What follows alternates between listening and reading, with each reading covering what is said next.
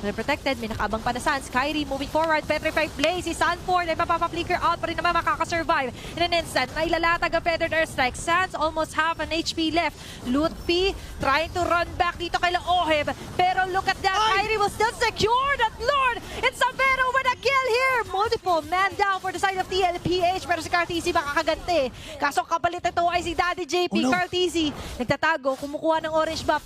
Mataan siya dito ni Lutfi.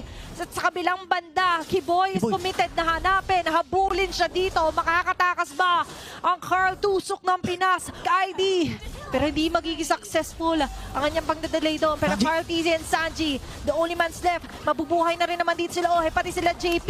Kakayaanin pa rin nila. Napigilan dito ang Onyx ID. Tatama yung Spirit Destruction. Dalawang manadali. Sans will go!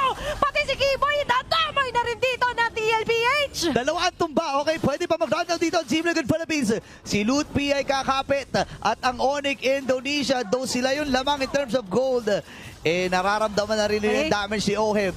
Sanji with that Farsa. Ngayon, Tornos ay gagamitin na. Ay, daling-dali talaga. Nandito na nga si Lutfi na tumatakbo. Ito yung kumukulit sa akin kanina.